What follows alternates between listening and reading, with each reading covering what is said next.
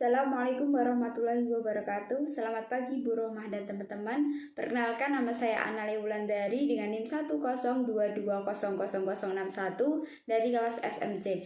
Nah, di sini saya akan melakukan sedikit penjelasan terkait mata kuliah dagang dengan judul pelaku usaha.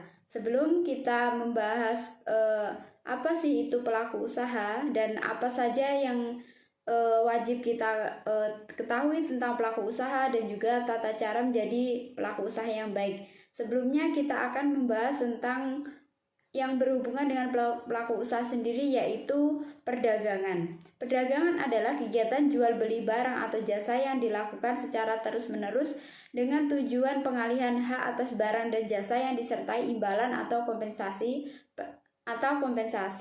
Nah, pedagang adalah perorangan atau badan usaha yang melakukan kegiatan perniagaan atau perdagangan secara terus-menerus dengan tujuan untuk memperoleh laba.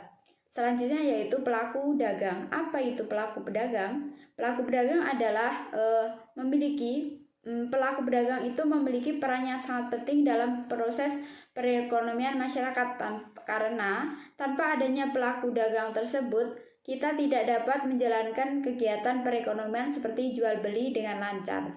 Karena syaratnya jual beli lancar itu terdapat pelaku usaha dan juga pembeli. Nah, perlu kita ketahui bahwasanya untuk menjadi pelaku usaha kita tidak boleh asal-asalan. Kita harus melakukan beberapa langkah atau prosedur agar nantinya kita menjadi pelaku usaha yang legal dan juga mendapatkan perlindungan hukum. Nah, apa sih yang harus kita lakukan? Yang pertama yaitu kita harus melakukan pembukuan. Jadi sebagai pelaku usaha atau dagang, kita wajib tahu hal ini karena ini sangat mempengaruhi perkembangan usaha yang kita jalankan.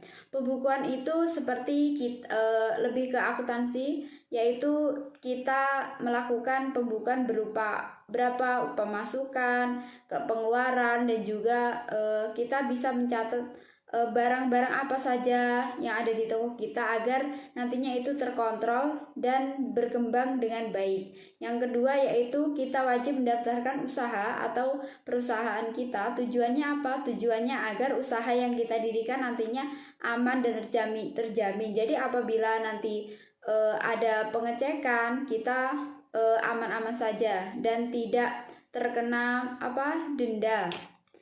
Yang selanjutnya yaitu terkait dengan legalitas. Apa sih itu legalitas? Legalitas yaitu kita dinyatakan sah atau tidaknya atau pengakuan dari hukum bahwa suatu usaha yang kita jalankan itu legal. Misalnya kita akan membuat sebuah usaha. Nah, kita perlu mencari tempat, itu kita ada prosedur-prosedurnya tertentu agar usaha kita itu dinyatakan legal. Nah, jadi kita tidak mendirikan suatu usaha tersebut, kita tidak loko-loko langsung punya tempat, langsung dibangun gitu, tidak ya teman-teman. Jadi kita harus melalui beberapa prosedur hukum agar nantinya usaha yang kita jalankan berkembang dengan aman dan juga lancar.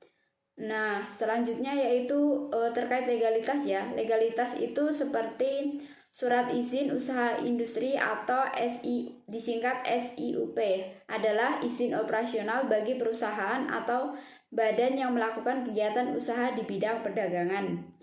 Yang kedua yaitu ada SITU atau surat izin tempat usaha yang sudah saya katakan tadi, yaitu salah satu dokumen legalitas yang harus dimiliki untuk membuka sebuah usaha. Yang ketiga yaitu ada yang dinamakan AMDAL. AMDAL yaitu analisis mengenai dampak lingkungan hidup. Dampak lingkungan hidup adalah kajian mengenai dampak penting suatu usaha atau kegiatan yang direncanakan pada lingkungan hidup yang perlu bagi proses pengambilan keputusan tentang penyelenggaraan suatu kegiatan atau suatu kegiatan. Nah, selanjutnya yaitu rahasia dagang. Nah, ternyata teman-teman, seorang pedagang itu juga mempunyai rahasia. Apa sih rahasianya dan apa itu rahasia dagang? Rahasia dagang yaitu informasi yang kita ketahui oleh yang tidak diketahui oleh umum di bidang teknologi atau bisnis, mempunyai nilai ekonomi karena berguna dalam kegiatan usaha dan dijaga kerahasiaannya oleh pemilik rahasia dagang.